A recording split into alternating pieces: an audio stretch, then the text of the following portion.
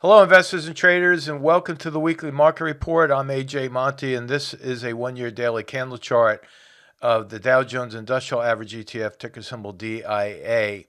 And if you are one of our regular followers, you'll know that I keep my lines on the chart each and every week from the previous report so we can see how the forecast worked out. And last week, I drew this, what I call zip line here. It's just an angle of what I'm forecasting in the trend. And the high target on that was 325.70. Now remember, that was drawn last Friday, and early in the week, we hit that target right away and then pulled back from that. Now, one of the main reasons it pulled back from this line right here at my target price is because formerly that was a support level back here that held as support here. It quickly turned to resistance here, and this week it held as resistance. So now we have that roll reversal resistance line still in place. It's still in force. But notice how the 20-period moving average, which is this blue line here, is matching up right with that roll reversal. And so I could lower my forecast a bit, but what I'm going to do, because I think that the markets are going to rally next week, just like we did this week, I'm going to leave that target right in place. I think we're going right back up to test that resistance line once again, so that 325.70 level right there is still, again, a second target 2 weeks in a row. Now, one very interesting thing that I want to point out to everyone, and why it's so important to wait until the last 15 minutes of the day or the last hour of the trading session, is that for the most part, the trading activity today left us with a bearish engulfing candle. When we were on the lows today, this was a massive bearish engulfing candle.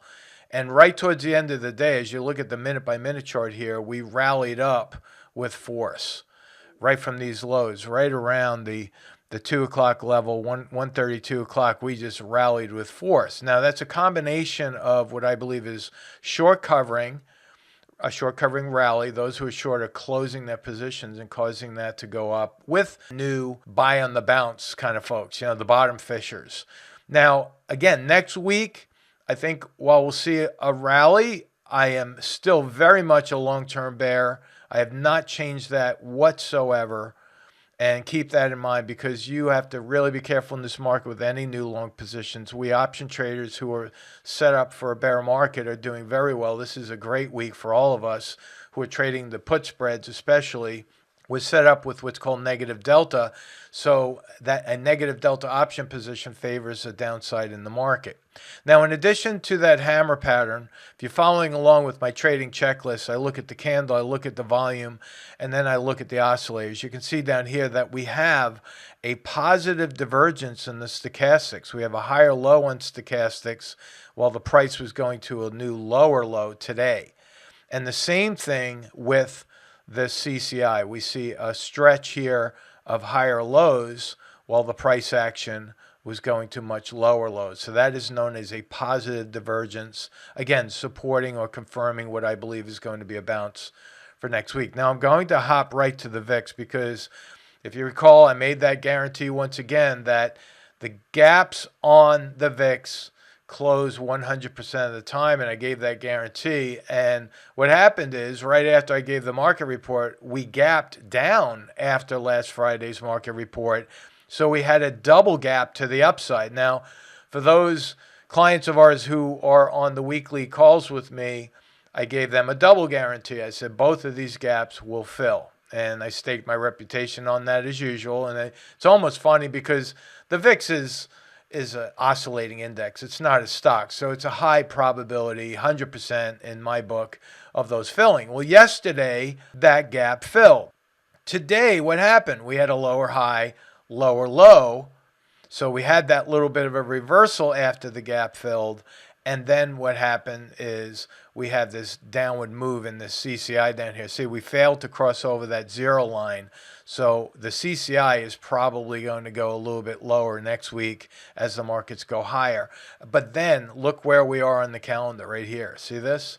This is a cycle low. And I know this video might be a little bit longer, And I try to keep it around 8 to 10 minutes, but this is extremely important. If you look at the cycle lows, and we had one of our viewers ask about that, what indicator I'm using on Thinkorswim, it's the cycle lines. And if you're using Thinkorswim, it's found in the drawings up here. So you click on the drawing tab, go to drawing tools, and it's all the way to the bottom right column right there. It's cycle brackets. All right, so I have those cycle brackets in place and I have not moved those. And if you look again, looking at history over the past year and even 3 years, every time the VIX has gotten to a cycle low, it's rallied. If you had bought the VIX or anything that follows the VIX, you would have done very well, especially in the last cycle low. Now, where are we right here?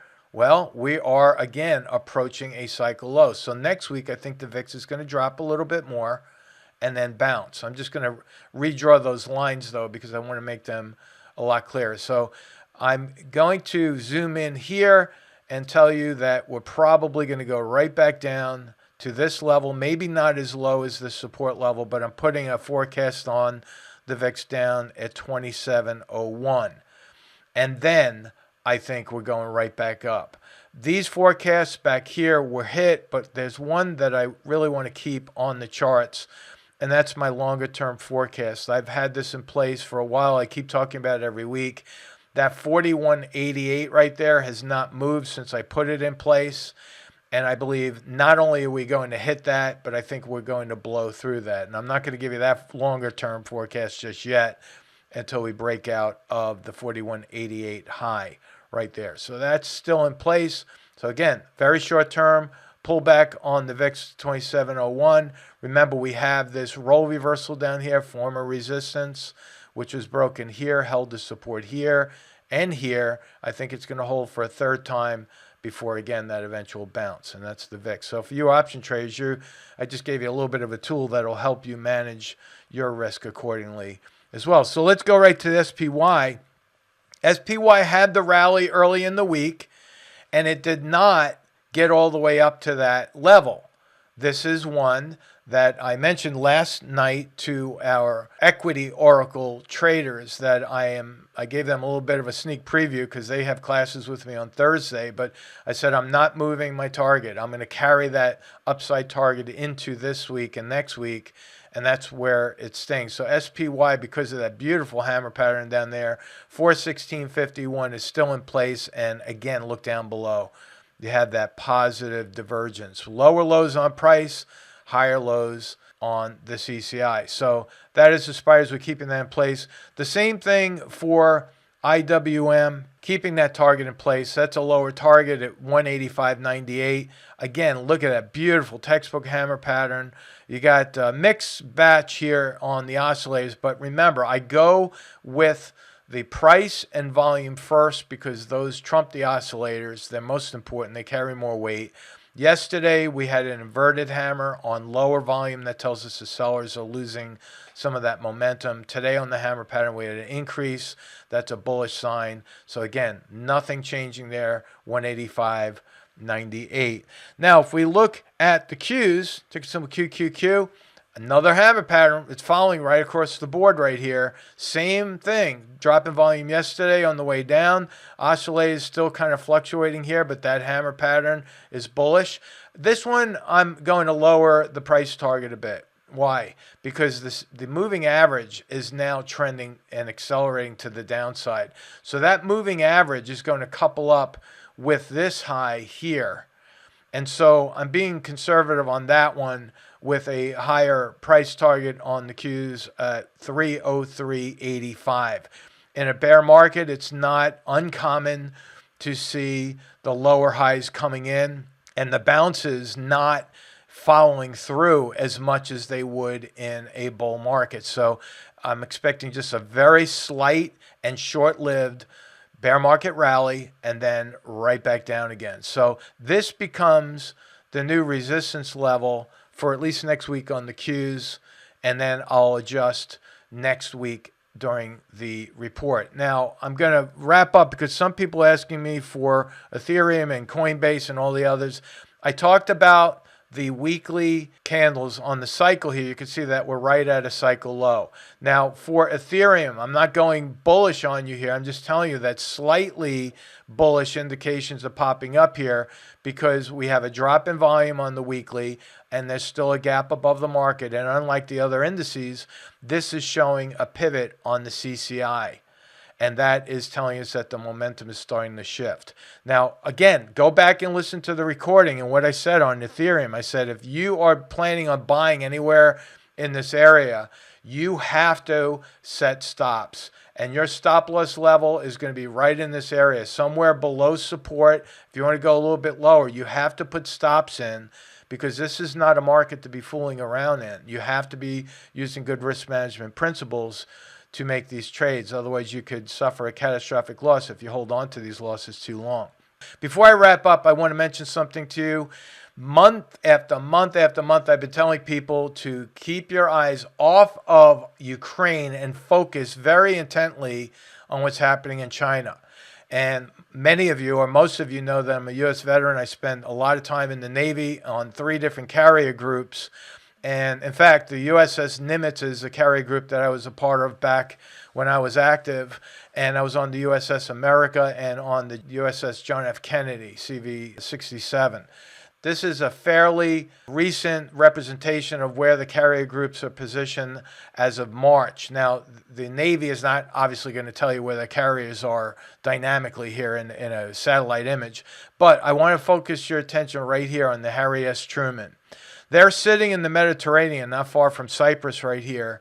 And if they make a move, if they bring this carrier group through the Suez Canal right here and into the Red Sea and eventually into the Indian Ocean right here, that means something is getting ready to happen here. They already have 5 carrier groups deployed.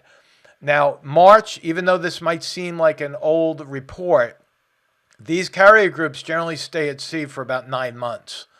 So they're not at the end of their deployment here. If they bring that Truman through the Suez Canal, and this is a big event because they'll bring the whole carrier group through there. That's what CSG stands for, Carrier Strike Group. This is the destroyers, the guided missile cruisers, the submarines, the tenders, the supply ships, the refuelers, you name it.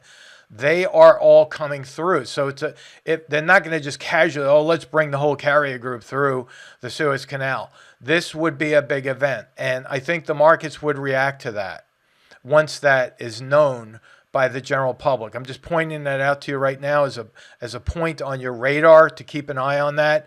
And if you see any kind of military action into the Indian Ocean, you got to understand these carrier groups are already within striking distance of Taiwan.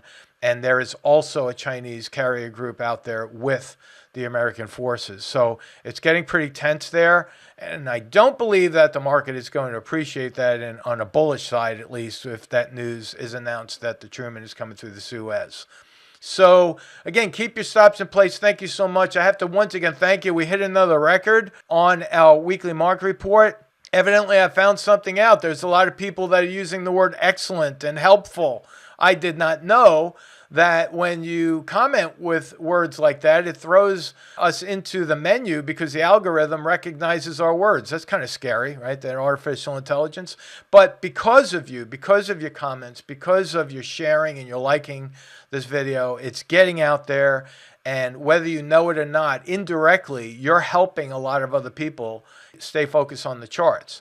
And if they're using that as a risk management tool, then guess what? We all become ambassadors to the technical charts. So again, thank you. Have a great weekend, and we'll talk to you soon. So long.